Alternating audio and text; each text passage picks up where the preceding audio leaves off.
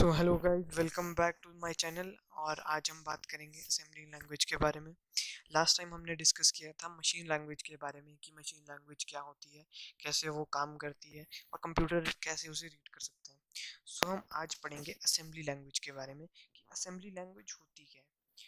तो machine language क्या थी? हमारी जो मशीन लैंग्वेज थी उसमें कुछ फ्लॉज थे, जैसे 0 और 1 पे काम करती थी वो, बट हमें जो उसका कोड था वो समझ नहीं आता था।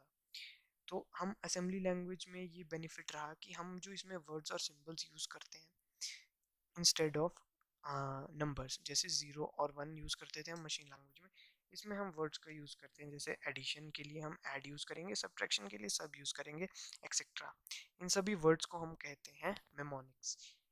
मेमोनिक्स यूज़ होती है हमारी असेंबली प्रोग्रामिंग में, जो हम माइक्रो प्रोसेसर्स और माइक्रो कंट्रोलर्स के लिए यूज़ करते हैं। इस लैंग्वेज को हम लो लेवल लैंग्वेज भी कहते हैं।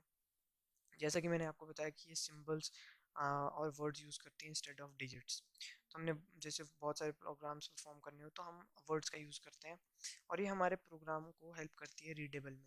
अब अगर हमारा प्रोग्राम रीडेबल होगा तो हमारे जो एरर्स होंगे वो भी रिड्यूस हो जाएंगे, क्योंकि अब हमें समझ तो आ रहा है ना हमारे फॉर्मेट में। अब हम जो समझना चाहते हैं ये उस फॉर्मेट में है, ना कि जो कंप्यूटर समझ सकता है उस फॉर्मेट में नहीं है। तो अब ये हार्डवेयर डिपेंडेंट है। हार्डवेयर डिपेंडेंट क्यों है? क्योंकि अब ये समझने के लिए तो ये सिर्फ हमारे फॉर्मेट में। अब कंप्यूटर कैसे समझेगा? कंप्यूटर सिर्फ 0 और 1 की भाषा जानता है। तो अब हमें इसे कंप्यूटर रीडेबल फॉर्म में कन्वर्ट करने के लिए असेंबली लैंग्वेज को मशीन लैंग्वेज में कन्वर्ट करना पड़ेगा। सो इसका यही फ्लॉ रहता है कि ये दोनों, मशीन लैंग्वेज और असेंबली लैंग्वेज, दोनों हार्डवेयर डिपेंडेंट लैंग्वेजेस होती हैं। और इन लैंग्वेजेस को हम लो लेवल लैंग्वेजेस भी बोलते हैं।